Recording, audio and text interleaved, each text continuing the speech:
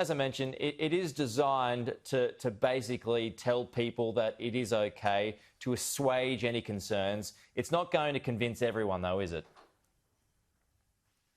No, it's never going to convince everyone, Peter, but we're concentrating on providing clear, accurate information to everyone so that they can make the best choice for themselves. So just elaborate on that information. What are you saying?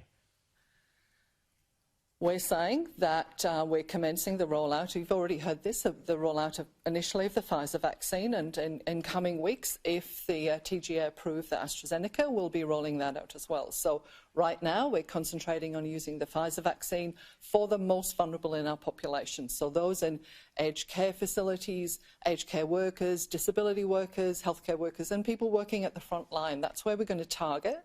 And over time, as the programme rolls out, we'll tell a broader portion of the community about when and where they can expect to get access to the vaccine. We're providing the best information we have at this point in time so that everyone is kept informed and can have confidence in all the mechanisms in Australia we have to make sure vaccines are safe and effective. Is it safe and effective for elderly people?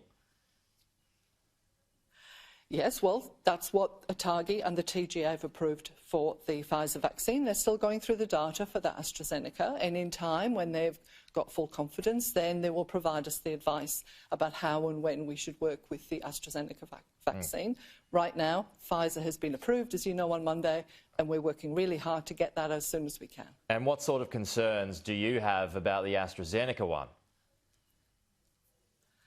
I don't have any concerns about the AstraZeneca. I've got real confidence in the work that we have, the systems we've had in place for safe vaccine programs in Australia for such a long time. And so the advice we're provided will tell me about when and how I and everyone else can get this vaccine when it becomes available to people, for instance, in my age group. OK, what about pregnant women?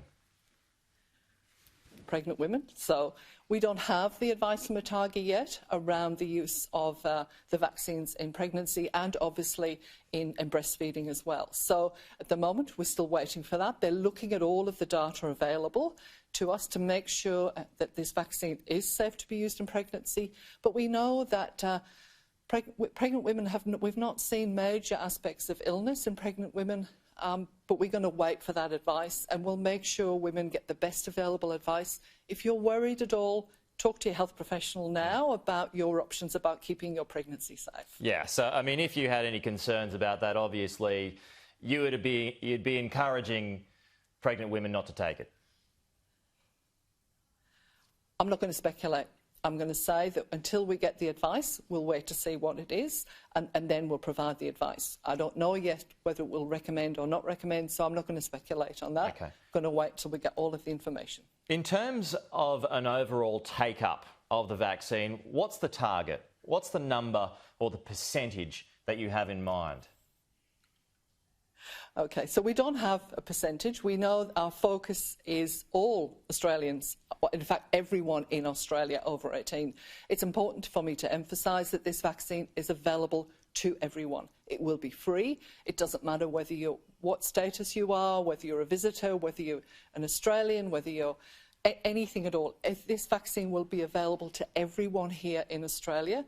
Over 18 is our focus at the moment, and we're going to continue to encourage people to take it up.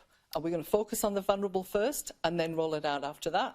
But we want everyone to get it if we can, because that will bring us the protection we need as a population. Yeah, I know you don't want to put a figure, but I mean, 70% you've got to achieve for herd immunity. Is that about the benchmark? You want to at least hit that?